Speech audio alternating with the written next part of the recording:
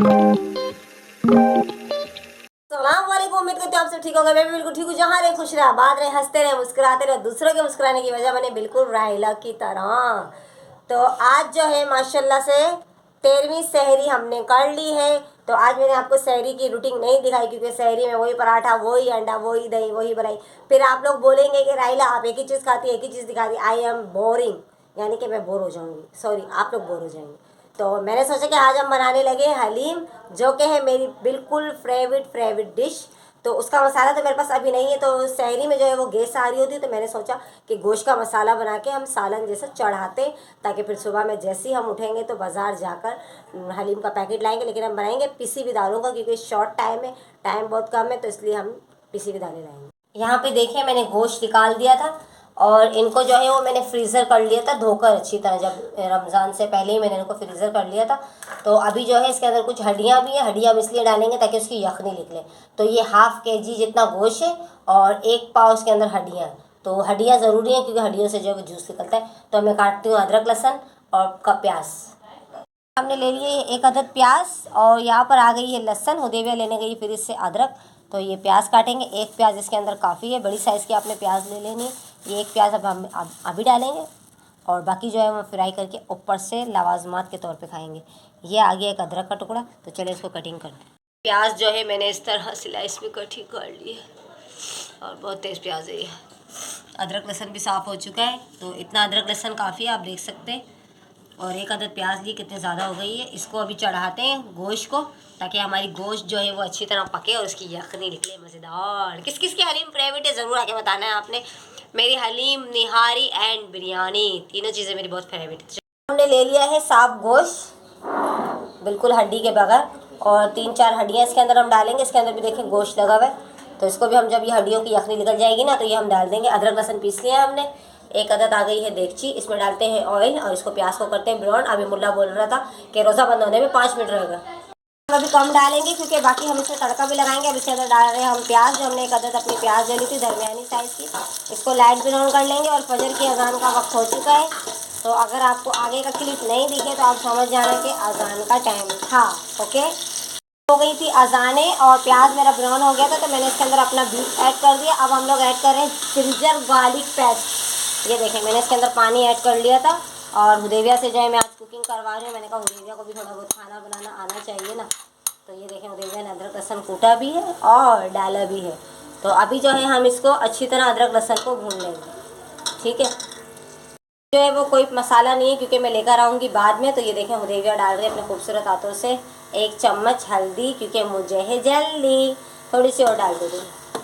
तो इसको जो है हम अभी भून कर लें। इसके अंदर पानी डाल देंगे ताकि हमारा गोश्त भी गल जाए और थोड़ी सी इसकी यखनी भी निकल जाए। तो ये देखें कितना खूबसूरत सा कलर आ गया। और आज हुदैबिया का हाथ लग रहा है खाने का। तो आज क्या होगा खाने का? मज़ा नहीं होगा, अल्लाह ही हाफिज़ होगा। तो ये देखें, इस तरह से हमने बोटी ले ली थी, साफ बोटी। और हड्डी इसलिए हम डालेंगे कि हड्डी से जो है वो ना इसकी यखनी निकलेगी अच्छी तरह। हुदैबिया कुकिंग कर रही है आज, आपने दुआ करनी है कि ये कुकिंग जो है सक्सेसफुल हो। तो चले अब इसको अच्छी तरह भुनेंगे, फिर इसके अंदर डाल देंगे पानी, फिर इसको रख देंगे दम पर। और सुबह जाएंगे लेकर आएंगे हलीम का पैकेट, और उसके अंदर जो होती है पिसी हुई दालें। क्योंकि मेरे पास जो है वो जूसर नहीं, तो इसलिए मैं पिसी हुई दालों का बना रही हूँ। नहीं तो जो घर की अपनी दालें होती हैं उसकी हलीम जो बनती है बिल्कुल बेस्ट बनती है। तो चले अभी मिलते हैं इसकी बुनाई करने के बाद।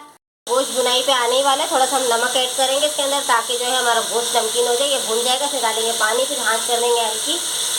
यहाँ पर भाई बुनाई हो गई है। अब इसके हम डाल रहे हैं 4 से 5 गिलास पानी, ताकि इसकी यखनी भी निकल जाए और गोश्त भी गल जाए हमारा। ये गोश्त की यखनी हमारी बन रही है। यहाँ पर हमने अदा कर ली है फजर की नमाज़। और आप सब देखने वालों के लिए दुआ कि आप सबको अल्लाह ताला खैर आफियत से रखे। अल्लाह ताला आप सबकी जायज़ दुआ को कबूल फरमाए, आमीन सुम्मा आमीन। तो चले आज हम पढ़ने लगे हैं पाँचवीं हदीस। तो चले भाई, हुदैबिया हमें पढ़ाएगी। ला तुक़बलु सलातुन बिगैरी बिगैरी तुहूर तुहूर, बगैर पाकी के नमाज कबूल नहीं होती। नमाज कबूल नहीं होती। तो भाई ये देखें कितनी प्यारी प्यारी हदीसें मैं आप लोगों के साथ शेयर करती हूँ। आप सब इस पर देखें भी और इस पर अमल भी करें। तो चलें, अरीबा आज करी कुरान पाक की तिलावत और सुनते हैं। आज अरीबा का कौन सा पारा है अरीबा?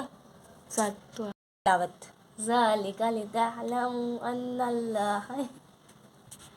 जो है कुरान पाक पढ़ना नहीं आता तो हुदैबिया आपको एक लाइन पढ़ के सुनाएगी।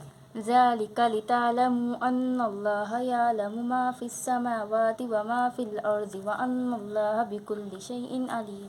ये देखें भाई, अरीबा को पढ़ना आती, पर अरीबा को जो है ना हंसी बहुत आई। पढ़ना नहीं आता। The next day.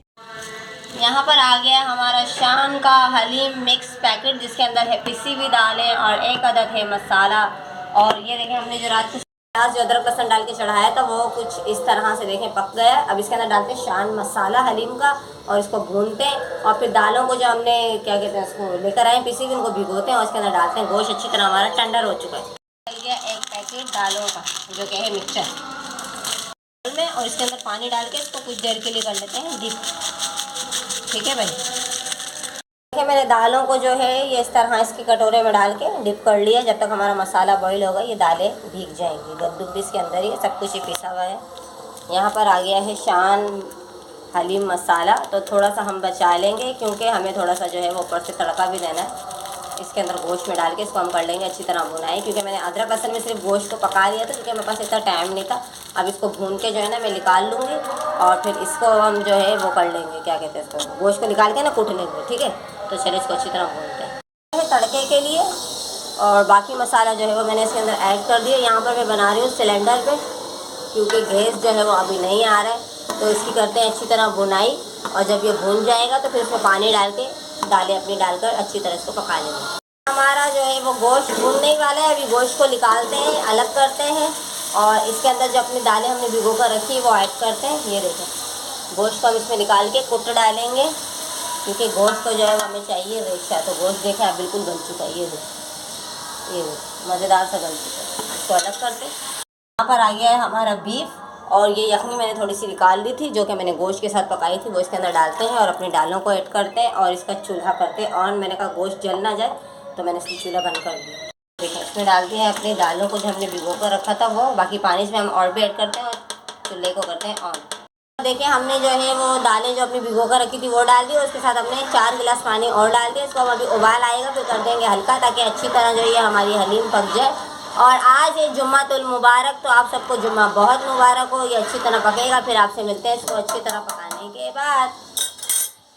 उदेबिया को जो है हमने दिया था गोश्त कुटने का काम, और उदेबिया ने जो है वो बाखूबी अंजाम दिया है गोश्त कुटने का काम, क्योंकि उदेबिया को वाली के हलीम बिल्कुल पसंद नहीं। लेकिन उदेबिया ने कहा मम्मा आपको पसंद है तो आपके लिए मैं करने लगी हूँ, ये काम है ना उदेबिया।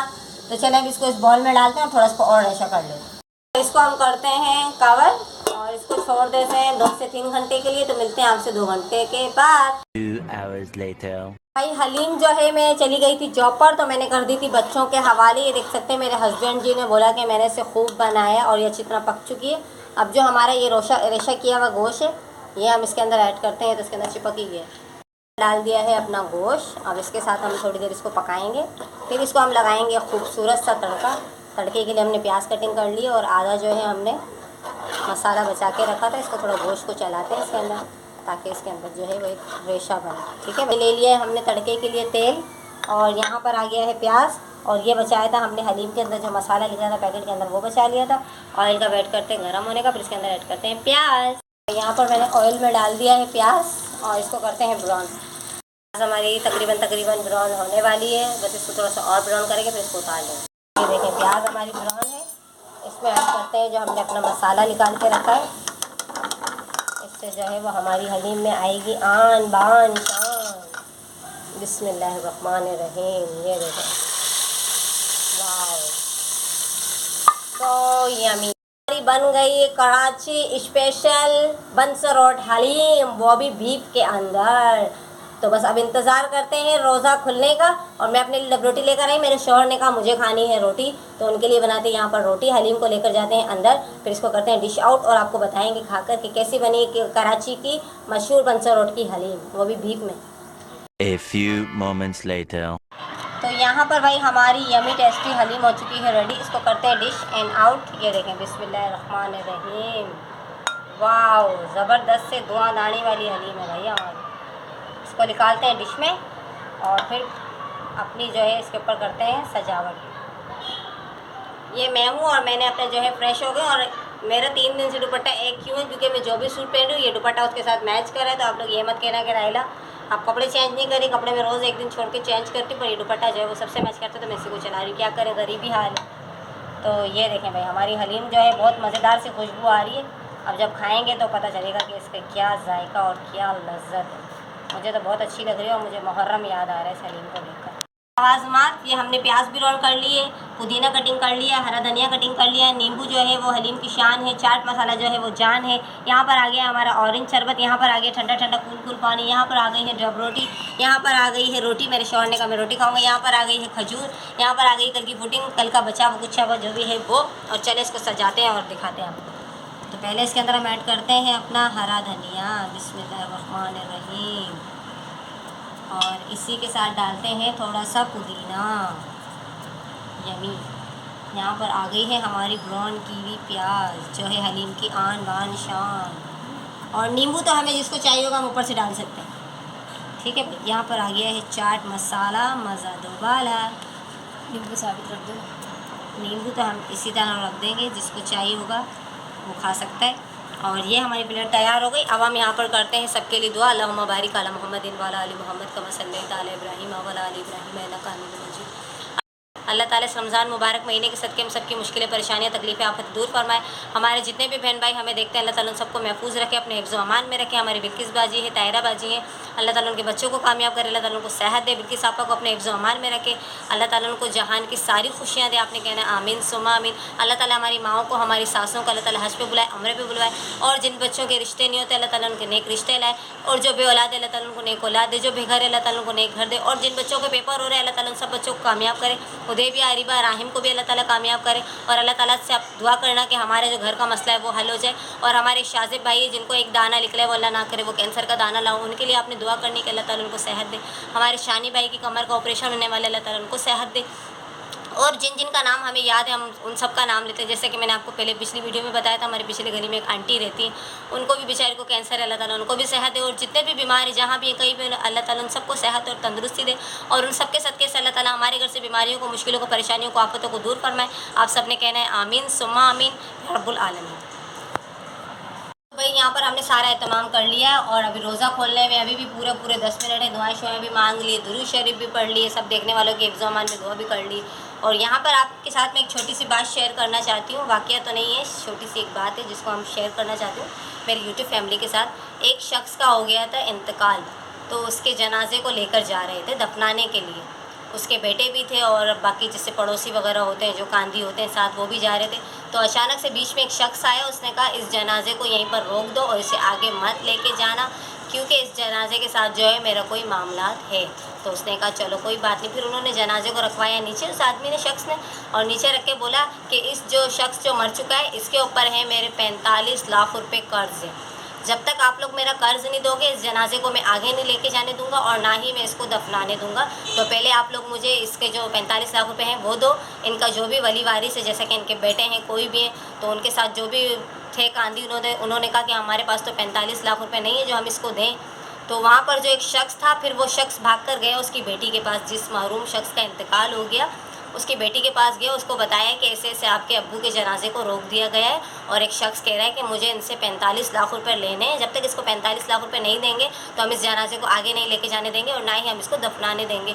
तो वो लड़की काफ़ी ज़्यादा परेशान हो गई और वो लोग को इतने अमीर नहीं थे, उनके बच्चे जो थे उन्होंने कहा हम 45 लाख रुपये कहाँ से देंगे, छोटा मोटा कर्ज होता तो चलो हम दे दिला के मुका भी लेते, लेकिन हमारे पास इतनी बड़ी रकम नहीं है। तो उनकी जो बेटी थी वो भी ऐसी थी, बेचारी गरीब सी थी, लेकिन उसके घर में जैसे छोटे मोटे कुछ उसके जेवर थे, कुछ उसका कैश पैसे थे, तो उसने वो उस शख्स को दिया, आदमी को जो ये पैगाम लेकर आया था, बोला आप ये पैसे ले जाओ और उस आदमी को दो और बोलो कि मेरे बाबा का जनाजा आगे लेकर जाने दो, उनकी तकसीम करने दो, बाकी पैसे मैं आपको दे दूँगी, अभी हमारे पास इतने वसाइल नहीं है कि मैं आपके पैसे अदा कर सकूँ।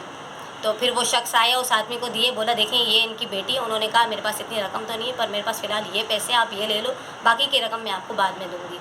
तो वो शख्स कहने लगा कि ये जो है मैंने बात की थी तो मुझे जो है वो इनके पैसे देने हैं, इनसे लेने नहीं थे। मैं ये देखना चाह रहा था कि इनका असल वारिस कौन है और कौन इनसे जो है वो इतनी मोहब्बत करता है। तो इस बात का मकसद यही है कि हमारी जो बेटियां होती हैं वो बहुत सांझी होती हैं, वो हमारी बेटियां जो होती हैं वो हमसे बहुत प्यार करती हैं। बेटे जो होते हैं वो थोड़े से नालायक होते हैं, वो भी थोड़ा प्यार करते हैं, लेकिन बेटियां जो इन मामलों में बहुत ज़्यादा अपने माँ बाप की केयर करती हैं। बोलते हैं ना, बेटियां जो होती हैं माँ बाप के जीते जी भी उनका साथ देती है और मरने के बाद भी उनके जनाजे को जो रोने वाली होती हैं वो सिर्फ और सिर्फ बेटियाँ होती हैं। तो फिर उस शख्स ने कहा कि इसके 45 लाख जो मुझे देने, इसका असल हकदार जो है वो इसकी बेटी है, तो मैं ये 45 लाख उसके हाथ में दूंगा। तो यहाँ पर हमें एक सीख मिलती है कि हम अपने बच्चों को अच्छी तरबियत दें, अपने बच्चों को अच्छी बातें सिखाएं। तो देखें बेटियाँ कितनी अच्छी होती हैं। तो अल्लाह ताला से दुआ करें कि अल्लाह ताला हमें बच्चे दे तो नेक दे, और अल्लाह ताला हम सब के माँ बाप को सेहत के साथ रखे, किसी को कभी भी किसी मोहताज ना करे। तो ये थी आज छोटी की एक छोटी सी बात। कैसी लगी आपको ज़रूर बताना। A few moments later. देखें अज़ानें होना शुरू हो चुकी हैं, दूर दूर से अज़ानों की आवाज़ आ रही है। तो चले मांगते हैं दुआ। अल्लाहुम्मा इन्नी लक़सुम तु व बिका आमनतु व अलैका तवक्कलतु व अला रिज़्क़िका अफ़्तरतु। ए अल्लाह, मैंने तेरे लिए रोज़ा रखा, तुझ पे मानना है, तेरे दिए हुए रिज़्क़ से, तेरी दी हुई क्या बोलते हैं हलीम से रोज़ा इफ्तार किया। बिस्मिल्लाहिर्रहमानिर्रहीम। ये देखिए बिस्मिल्लाह।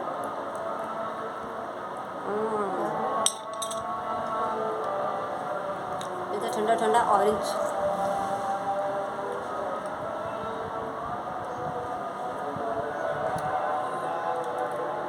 शुक्र अल्हम्दुलिल्लाह। तो अब आपसे मिलते हैं अज़ान के बाद। हम लेते हैं हलीम। अज़ानें हो गई है माशाल्लाह। बिस्मिल्लाहिर्रहमानिर्रहीम। ये देखें क्या रेशेदार हलीम बनी है हमारी। तो हम पहले जो है वो एक बाइट लेंगे डबरोटी के साथ। उधर भी डालो, इसमें लवाजमात भी डालो, चटनी भी डालो, मसाला भी डालो, सब कुछ डालो। ये देखें भाई उधर सब कुछ डाल रही है इसके अंदर। नींबू को निचोड़ो, वाह मज़ेदार। लाओ उधर डबरोटी का एक बाइट तोड़ के दो मुझे, एक बाइट, क्योंकि अभी हो रहा है नमाज का टाइम, तो पहले पढ़ेंगे नमाज। बिस्मिल्लाहिर्रहमानिर्रहीम। बताते हैं आपको। ये देखें आप कैसी, ये देखें रेशेदार हलीम। ये आ गया है हमारा बाइट। बिस्मिल्लाह।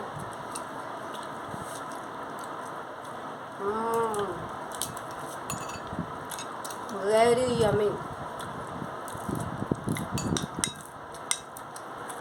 ऐसा लग रहा है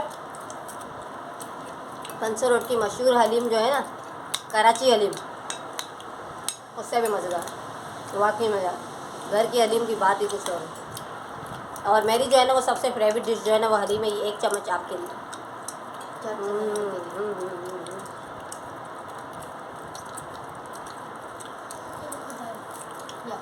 नमक मिर्ची सब परफेक्ट है, बहुत मज़ेदार बनी है। तो बच्चे भी खा रहे हैं खाना, रोज़ा खोल लिया है हमने। मैंने कहा आपको 1-2 चम्मच गरम गरम हलीम खा के दिखाती हूँ कैसी बनी।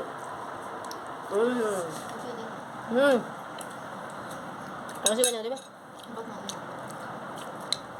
उदेविया को कोई ख़ास पसंद नहीं है हलीम, पर उदेविया कह रही मम्मा आपने बनाई तो बहुत अच्छी बनी है, और टेस्ट बिल्कुल मिर्ची नमक सब परफेक्ट है। अरे आप बताओ। तो मैंने डबरोटी मंगवा ली थी, और मैंने आज इसलिए कुछ नहीं बनाया क्योंकि फिर इसके साथ समोसे पकोड़े रोल होते हैं ना, तो फिर ये हलीम नहीं खाई जाती। तो अभी मिलते हैं आपसे नमाज के बाद। A few moments later. Haleem इतनी कोई यमी एंड टेस्टी बनी थी। नमाज़ पढ़ के फ़ौरन से हम लोगों ने डबरोटी के साथ देखे हलीम का ये पूरा प्याला ख़त्म कर लिया। और हुदैबी आप कितने नंबर दोगी हलीम को 10 में से? 10 में से 9.5। 9.5। अरिबा आप? 10 out of 10, 10 out of 100। 10 out of 10। Ariba rhyme आप? 10 out of 10। तारिक खान आप कितने नंबर दोगे हलीम को 10 में से? 20। ये ले भाई, मेरे हस्बैंड जो कह रहे हैं 10 में से 20 नंबर मैंने आपको दे दिए, तो कुछ ज़्यादा ही हो गया, पर बहुत वाकई में मज़ेदार बनी थी। और ये हमारी समीना बाजी हैं जिन्होंने ये मज़ेदार सी सेवइयों की बनाई है बॉल। तो ये मेरे ख्याल में पहले इस तरह करते हैं कि सेवइयों को जो है ना घी में ब्राउन, हाँ कैरमल्स वाले हैं ये। मेरे ख्याल में पहले मक्खन के अंदर जो सेवइयों को भून लिया, और फिर जब उसको अच्छी तरह भून गया तो उसके ऊपर जो कुमेल होता है ना वो डाल के पहले थाले में डालते हैं, उसके ऊपर कुमेल डाल के ऐसे चम्मच की मदद से दबा देते हैं, और बहुत ही यमी एंड टेस्टी बने। समीना आपा थैंक यू सो मच, बहुत यमी एंड टेस्टी बना। अल्लाह ताला आपके हाथ में जायका दे, बरकत दे और लज्जत दे। क्रंची एंड क्रिस्पी, बहुत मज़ेदार हो। 1 hour later. चले भाई, हमने खा लिए है हलीम शलीम और बहुत मज़ेदार यमी टेस्टी बनी थी। यहाँ पर आ गई है हमारी कड़क एंड बेधड़क सी चाय। ये है हमारी काली चाय। हम मानते हैं हमारी चाय काली होती है। आप लोगों को बता रहे हैं कि हम जो दूध लेते हैं वो लेते सिर्फ और सिर्फ 50 रुपये का दूध लेते हैं। उसके अंदर से भी आधा कप डालते हैं और आधा कप बचा लेते हैं, क्योंकि दूसरे दिन भी हमें वही दूध इस्तेमाल करना होता है। क्योंकि आई एम गरीब गर्ल्स, क्योंकि मैं करती हूँ लोगों के घरों में काम, तो इतने पैसे मुझे नहीं मिलते कि मैं दूध प्रति चाय बना कर पीऊँ। अगर आप लोग को एतराज़ है तो पैसे भिजवा दीजिए, दूध खुला ले लेंगे और चाय बना लेंगे। और आज की वीडियो अच्छी लगी तो लाइक करना, शेयर करना, सब्सक्राइब करना, बेल आइकन जरूर प्रेस करना, अपना बहुत सारा ख्याल रखना, दुआ में याद रखना। कल मिलेंगे एक नए वीडियो के साथ, तब तक के लिए इस कड़क बेधड़क चाय के साथ हम सब आपको करते हैं अल्लाह हाफिज़।